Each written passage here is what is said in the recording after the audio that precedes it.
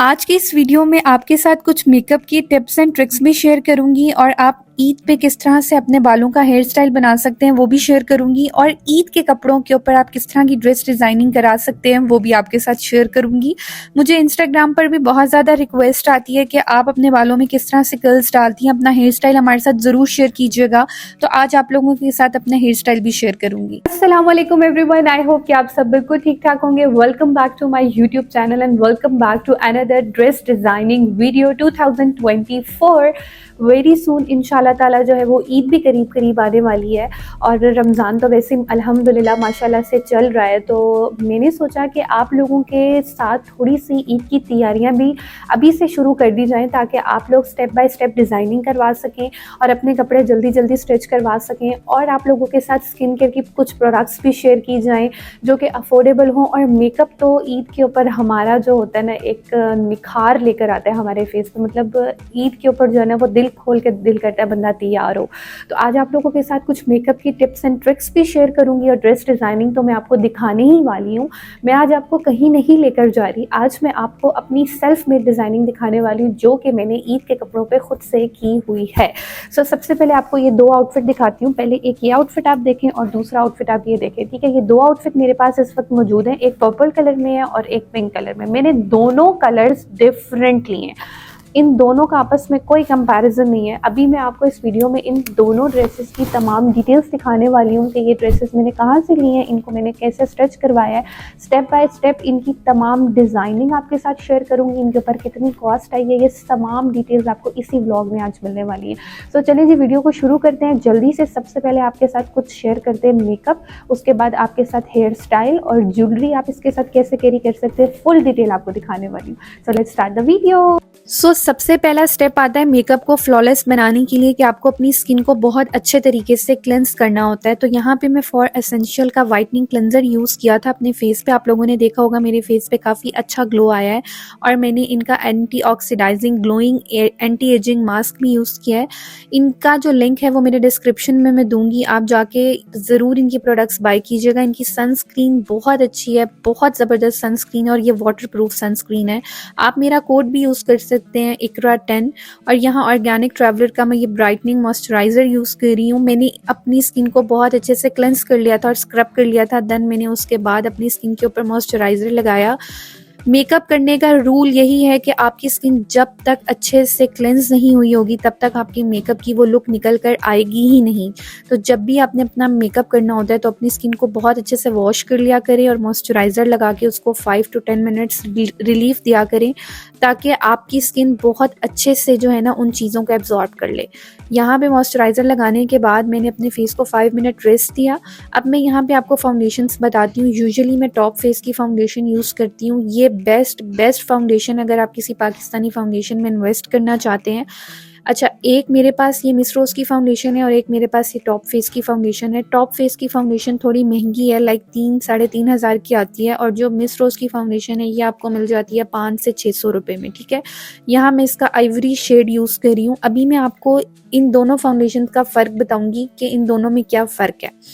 अब ये जो शेड मैंने लिया है ये आइवरी मैंने लाइट शेड इसलिए लिया है ताकि जब ये मैं अपनी स्किन पे लगाऊं अगर ये ऑक्सीडाइज हो भी तो ये उतनी ब्लैक ना हो, क्योंकि मैंने सुना था कि मिस रोज़ की जो फाउंडेशन है वो थोड़ी सी ऑक्सीडाइज हो जाती है और आपका कंप्लेक्शन डार्क कर देती है। मैंने फाउंडेशन अच्छे से ब्लेंड कर ली थी, उसके बाद मैंने वेट एंड ड्राई का फेस पाउडर से अपनी फाउंडेशन को सेट कर लिया है। मैंने यहाँ पे अभी अपनी ब्राउज को सेट नहीं करवाया हुआ तो मैं आपके सामने ही फिलअप कर रही थी हल्की सी, ठीक है। देन उसके बाद मैंने ग्लैमरस फेस की आई शेडो पैलेट ली और उसी से ही मैंने अपनी ब्राउज को फिल कर लिया था डार्क ब्राउन शेड से। और यहाँ पे मैंने अपनी आईज की क्रीज बनाई है पहले लाइटर शेड से। आपने हमेशा आईज की क्रीज बनानी होती है। अगर आप मेकअप में बिगनर्स हैं ना तो पहले कोशिश किया करें कि जब भी आपने अपनी आईज के ऊपर कोई भी मेकअप करना है तो जो आपके पास पैलेट मौजूद है उस पैलेट को हमेशा देखें कि उसमें सबसे लाइटर शेड कौन सा है। उस लाइटर शेड को अपने ब्रश की टिप पे लगाएं और ब्रश की टिप पे लगा के उसको हल्का सा टैप करें और टैप करने के बाद अपनी आईज के ऊपर लगाएं। डायरेक्ट कभी भी नहीं लगाते क्योंकि उसका फॉल आउट होता है तो फिर वो आपकी स्किन के ऊपर गिर जाता है। यहाँ पे मैंने लाइटर शेड लिया, उसको अच्छे से ब्लेंड किया और इसी पैलेट में से ब्राउन शेड उठाकर अपनी पूरी आइज़ के ऊपर मर्ज कर लिया और देन इसी पैलेट में से मैंने हल्का सा जो शिमर वाली साइड थी वहाँ से हल्का सा ब्राउन शेड जो शिमर में था वो मैंने अपनी पूरी आईलिड पे लगा लिया। ठीक है, मुझे लोअर लैश लाइन के ऊपर ग्रीन कलर पर्सनली तौर पे बहुत ज़्यादा पसंद है, तो मैं यूजुअली अपनी आइज़ के नीचे ग्रीन कलर ही करती हूँ, लेकिन उस ग्रीन कलर को मैं ब्राउन कलर के साथ मर्ज करके अपनी लोअर लैश लाइन पे लगाती हूँ। अब यहाँ पे मुझे पता है कि मेरी जो आई लुक है वो इतनी नीट नहीं है, तो उसको नीट करने के लिए मैंने यहाँ पे मिस रोज़ का कंसीलर लिया शेड 01, उसको मैं अच्छे से अपनी आईज़ के नीचे जो है वो लाइंस कर रही हूँ और इसको बहुत अच्छे से हल्के हाथ से मैं ब्लेंड कर लूँगी ताकि जो हमारी हार्श लाइंस हैं अंडर आइज़ की और जो साइड एरियाज़ पे हल्का सा जो हमारे शेड्स निकले हुए हैं वो इससे नीट हो जाएं। ठीक है, अब आप देख सकते हैं कि मैं कितने हल्के हाथ से अपनी लोअर जो लाइन है आइज़ की उसको बहुत अच्छे से ब्लेंड कर लिया और बहुत नीटनेस सी एक आइज़ के नीचे आ गई है और जो हार्श लाइंस थी वो ख़त्म हो गई हैं। ठीक है, आप लोग भी ये टिप यूज़ कर सकते हैं और कोशिश करें कि ज़्यादा आपने कंसीलर नहीं लगाना वरना बहुत केकी सी लुक आ जाएगी। अब यहाँ जब मैंने ब्लश ऑन लगाया था तो ये ब्लश ऑन बहुत ज़्यादा मेरे चीक्स पे लग गया था, लेकिन इसका कोई मसला नहीं है। जिस ब्लेंडर से आपने अपनी फाउंडेशन को सेट किया होता है उस ब्यूटी ब्लेंडर से आप अच्छे से अपने जो ब्लश ऑन है उसको मर्ज कर लें। ये देखें कितनी नाइसली जो है वो मेरी स्किन के ऊपर ये सेट हो गया है और अब मैंने ब्रश से वापस इसको सेट कर लिया। ठीक है, बिल्कुल भी नहीं लग रहा कि बहुत ज़्यादा ब्लश ऑन लगा हुआ है, इतना लग रहा है जितना मेकअप के साथ होना चाहिए। अब यहाँ पे मैं लाइनर लगा रही हूँ, मैं मिस रोज़ का लाइनर यूज़ कर रही हूँ। ये स्टैम्प मार्कर आई लाइनर है। आपने हमेशा आई लाइनर जब भी लगाना है तो जो आपकी लैश वाली लाइन होती है ना आइज़ की, आपने उसकी कॉर्नर से एक छोटी सी टिप उठानी है और उसका जो एंड वाला पार्ट है उसको ही आपने वापस अपनी आइज़ के ऊपर लेकर आना होता है। देखें एक छोटी सी टिप बन गई है। ठीक है, इस तरह से लाइनर लगाएं और अगर आपको टिप बनानी नहीं आती तो जो स्टैम्प लाइनर होता है उसके अंदर जो साइड पे स्टैम्प होती है उससे आप टिप बनाकर एक बहुत अच्छा सा लाइनर क्रिएट कर सकते हैं। यहाँ पे मैं टॉप फेस का मस्कारा यूज़ कर रही हूँ। यार ये इतना अच्छा मस्कारा नहीं है लेकिन बस गुजारा करता है ये मस्कारा, ठीक है ना। यहाँ पे देखें एक लाइन आइज़ के ऊपर जो है वो मैंने मस्कारा लगाया और एक आइज़ के ऊपर जो है वो मस्कारा नहीं लगाया हुआ था। अब दोनों आइज़ पे लगाया तो कितना विजिबल डिफरेंस आ गया। अब यहाँ पे आप फॉल्सीज आईलैशेस भी यूज़ कर सकते हैं, लेकिन पर्सनली तौर पे मैं यूज़ नहीं करती क्योंकि मेरी आंखों में दर्द शुरू हो जाता है। लेकिन इस दफ़ा मेरा दिल है कि अगर मैं कोई ईद की लुक करूँगी तो उसमें मैं फॉल्सीज लैशेज़ यूज़ करूँगी। और यहाँ पे बस मैंने हल्का सा ये मेकअप किया। अब ये लुक मैं अपने 2 ड्रेसेस के साथ क्रिएट करूँगी, ठीक है ना, एक पिंक के साथ और एक पर्पल के साथ। आप हमेशा मेकअप वही करें जो आप पूरा दिन या 1 से 2 आउटफिट के साथ कैरी कर सकते हैं। अब ये फाउंडेशन बज़ाहिर तो बहुत अच्छी लग रही है स्क्रीन में और बहुत अच्छे से ब्लेंड भी हो गई है और मेरे फेस के साथ ये फाउंडेशन सेट भी हो गई है, लेकिन मैं आप लोगों को यहाँ पे ये फाउंडेशन इतनी रिकमेंड नहीं करूँगी क्योंकि ये ऑक्सीडाइज हो जाती है, लाइक ब्लैक कर देती है आपका कलर। तो इतना मेकअप करके भी और आपकी स्किन इतनी अच्छी ना लगे तो मैं आपको रिकमेंड नहीं करूँगी। यहाँ पे मैं ऑर्गेनिक ट्रैवलर का ये लिप बाम यूज़ कर रही हूँ, लिप पिगमेंटेशन। इसका लिंक भी मैं डिस्क्रिप्शन में दे दूँगी, आप मेरा कोड भी यूज़ कर सकते हैं IQRA10 फॉर 10% डिस्काउंट, बहुत ज़बरदस्त है। अच्छा, यहाँ पे अब हम करने लगे अपने बालों को कर्ल्स। आपने जब भी अपने बालों को कर्ल्स करना होता है तो 1 डे बिफोर अपने बाल वॉश कर लिया करें और वेरी नेक्स्ट डे जब आप कर्ल्स करेंगे तो आपके बालों में बहुत अच्छे कर्ल्स आएंगे। आपने हमेशा कर्ल्स लोअर सेक्शन से स्टार्ट करने होते हैं और बहुत थिन लेयर लेते हैं और उसके बाद आप अपने बालों में कर्ल्स करते हैं तो आपके कर्ल्स बहुत अच्छे आते हैं। ये स्ट्रेटनर जो आप मेरे हाथ में देख रहे हैं ये मैंने दराज से मंगवाया था और इसको 6 to 7 मंथ हो गए मैं यूज़ कर रही हूँ। ये रेमिंटन का ड्यूप है, इसका लिंक भी मैं अपने डिस्क्रिप्शन में दे दूँगी, अगर आप में से कोई बाय करना चाहे तो कर सकता है। इसको मैंने 950 डिग्री पे गर्म किया था और इसको आपने बहुत अच्छे से गर्म करना है, फिर देखिएगा आपके बालों में बहुत अच्छे कर्ल्स आएंगे। ये देखें बिल्कुल आपके बाल डैमेज नहीं कर रहा और शाइन दे रहा है आपके बालों में और बहुत अच्छे कर्ल्स आपके बालों में आ गए। अब ये देखें इस तरह से मैं अपने बालों में कर्ल्स करती हूँ और एक बालों में बहुत अच्छा सा वॉल्यूम क्रिएट हो जाता है और एक बाउंसी सी लुक आ जाती है जो आप सब मुझसे अक्सर पूछते रहते हैं। अब आ जाते हैं जी ड्रेस की तरफ। तो this is the first outfit, ये मैंने लिया था बीच ट्री से, ठीक है। यूजुअली मैं क्या करती हूँ, अगर मुझे कोई ब्रांड पे कभी कोई आउटफिट पसंद आ जाता है तो मैं सेल में से लेती हूँ। मैं कभी भी उसकी जो रेगुलर प्राइस होती है उसमें से ड्रेस नहीं लेती, बहुत एक्सपेंसिव होते हैं यार, इतना अफोर्ड ही नहीं होता। लेकिन अगर आपको इस तरह की डिज़ाइनिंग अपनी लोकल मार्केट के आउटफिट में भी करवानी हो तो आप करवा सकते हैं। अब आप देख सकते हैं कि ये ड्रेस ऑलरेडी इतना एम्ब्रॉयडर्ड था, अगर मैं इसके ऊपर बहुत ज़्यादा लेसेस लगवाती तो ये बिल्कुल भी ना अच्छा लगता। ये जो आप इसका सेंटर पैनल देख रहे हैं, ये मैंने टोटली स्कैलप करवाया, ठीक है। ये पैनल दिए हुए थे उन्होंने, तो फिर मैंने टेलर को दे के इसकी जो है ना वो पैनल को स्कैलप करवाया और एक बड़ी अच्छी सी नीट सी फिनिशिंग आ गई है इसमें। और साइड स्लिट में मैंने सिंपल सी लेस लगवा दी है जिससे कमीज़ थोड़ी सी फॉर्मल लगे। और इसका जो नेकलाइन है वो मैंने गोल रखा था और आगे स्लिट बनवा के सिर्फ बटन लगवाए हैं, ठीक है। और ये जो बीच में आप देख रहे हैं ये तमाम पैचेस थे, ठीक है ना, इस शर्ट के।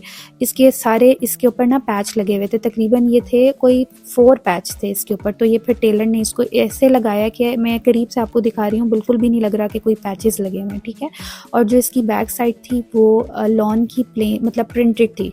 अब आप देख सकते हैं कि ये पैचेस अंदर की तरफ से नज़र आ रहे हैं लेकिन बाहर की तरफ से बिल्कुल भी ये पैच नज़र नहीं आ रहे। और ये फुली एम्ब्रॉयडर्ड शर्ट थी तो इसके ऊपर इतनी ज़्यादा डिज़ाइनिंग करने की मुझे ज़रूरत नहीं पड़ी। और इसके स्लीव्स भी जो थे वो प्रिंटेड थे और इसके साथ सिल्क का दुपट्टा था जिसके ऊपर मैंने एजिंग करवाई है और 4 साइड टैसल्स लगवा लिए थे। और जो इसका ट्राउज़र है उसके ऊपर मैंने स्कैलप करवा के ऑर्गेन्जा लगवाया और ऑर्गेन्जा के ऊपर मैंने 4 प्लेट्स डलवा ली हैं। और अभी इसको मैं वेयर करके भी आपको दिखाऊंगी तो आपको आइडिया हो जाएगा कि ये ड्रेस किस तरह से लग रहा है। और इसका कलर मुझे बहुत पसंद आया था। और ये वैसे तो इसकी एक्चुअल प्राइस जो थी वो तकरीबन मेरा ख्याल है 8 से 9 हज़ार थी, लेकिन सेल में से ये ड्रेस मुझे मिल गया था 6,500 रुपये का। लेकिन इसकी बैक जो थी वो प्रिंटेड थी। और अब आप इसको फुली मुझे पहने हुए देख लें कि ये किस तरह से लग रहा है। मैंने इसको चूड़ियों के साथ पहन ली है और हल्की से एसेसराइज करके और गुस्से के साथ वेयर किया। इसका ट्राउज़र के ऊपर मैंने ज़्यादा डिज़ाइनिंग करवाई थी और शर्ट पे नहीं करवाई क्योंकि ऑलरेडी शर्ट इतनी एम्ब्रॉयडर्ड है तो फिर वो इतना अच्छा नहीं लगता। जब आप बहुत ज़्यादा एम्ब्रॉयडरी वाली शर्ट के ऊपर बहुत ज़्यादा काम करवा लेते हैं तो वो फिर इतनी अच्छी लुक निकल के नहीं आती। और ये आउटफिट भी मैंने लिया था जी बीच ट्री से ही, ये भी मैंने सेल में से ही लिया था। होपफुली आप में से किसी ना किसी के पास ये आउटफिट होगा। अच्छा, इस शर्ट की जो लेंथ थी वो बहुत शॉर्ट थी, लाइक तकरीबन वो बन रही थी 37 और मैं इतनी ज़्यादा शॉर्ट शर्ट पहनती नहीं हूँ। मतलब तकरीबन मैक्सिमम भी शर्ट होना वो 45 तक होनी चाहिए तो वो अच्छी लगती है। फिर मैंने टेलर को कहा कि इसका हम क्या हल करें, तो फिर मैंने जिस तरह इसकी डिज़ाइनिंग करवाई है वो मैं आपको दिखाती हूँ। इसके दुपट्टा जो है वो फॉइल प्रिंटिंग का ऑर्गेन्जा का दुपट्टा था, 4 साइड पे टैसल्स लगवाए हैं विद लेसेस। और इसकी नेकलाइन जो है वो मैंने इस तरह से प्लीट्स वाली बनवाई है। पहले आप फुल डिज़ाइनिंग देख लें। और इसके ट्राउज़र पर मैंने नैरो ट्राउज़र रखा है, 6 इंच पांचा था और स्कैलप करवा लिया था ट्राउज़र पे, ठीक है। फिर इसके ट्राउज़र में से जो कपड़ा बचा था तो मैंने टेलर को बोला कि इसके दामन के ऊपर आपने वो कपड़ा लगाना है और स्लीव्स पे भी लगाना है और उसके ऊपर आपने जो इसकी कढ़ाई का कलर हुआ हुआ है उसी कलर की आपने एंकर के धागे की सिलाई लगानी है, ठीक है। मतलब अगर मैं डिफरेंट एंकर का धागा लगवाती तो वो इतना अच्छा ना लगता। तो अब आप देख सकते हैं कि बिल्कुल कॉम्प्लीमेंट कर रहा है जो इसके ऊपर पेस्ट पेंटिंग हुई हुई है और जो इसके एम्ब्रॉयडरी का कलर है सेम उसी तरह ही उन्होंने स्लीव्स पे और दामन पे जो है ना इसके प्रॉपर एक पेंटिक्स डाल के मुझे दिए हैं। और ये इसकी फाइनल लुक है। आप देख सकते हैं कि बिल्कुल सेपरेट नहीं लग रहा लेकिन डिज़ाइनिंग होके शर्ट भी थोड़ी लंबी हो गई और एक प्रॉपर डिज़ाइनिंग भी हो गई। दामन पे जो है ना वो मैंने ऑर्गेन्जा लगवाया था और ऐसे मैंने दामन पे क्रॉस का डिज़ाइन बनवा लिया है और जहाँ जॉइंट आ रहा था वहाँ समोसा लेस लगवा लिया है और नीचे लेस से फिनिशिंग करवाई है। अब आप इसको वेयर किए हुए देख सकते हैं, जो स्लीव्स के ऊपर पेंटिक्स का डिज़ाइन है वो भी क्रॉस में है और उसके ऊपर मैंने ट्राउज़र में से जो कपड़ा बचा था मैंने वही लगवाया है। अब इस ड्रेस की आप फाइनल लुक देख सकते हैं कि आपकी शर्ट भी लंबी हो गई, एक फॉर्मल लुक भी आ गई और प्रॉपर ईद वाली लुक आ गई है। और करीब से भी आपको थोड़ा सा डिज़ाइन दिखा देती हूँ। और यहाँ पे मैंने अपने हेयर्स को बिल्कुल टाई कर लिया था और इस तरह से हेयर स्टाइल बनवाया। ये वही कर्ल्स हैं जो मैंने पहले ड्रेस में बनाए थे और उन्हीं को मैंने जो है वो यहाँ पे डिफरेंट हेयर स्टाइल कर लिया। अब आप एक दिन में 2 लुक भी क्रिएट करके कहीं जा सकते हैं।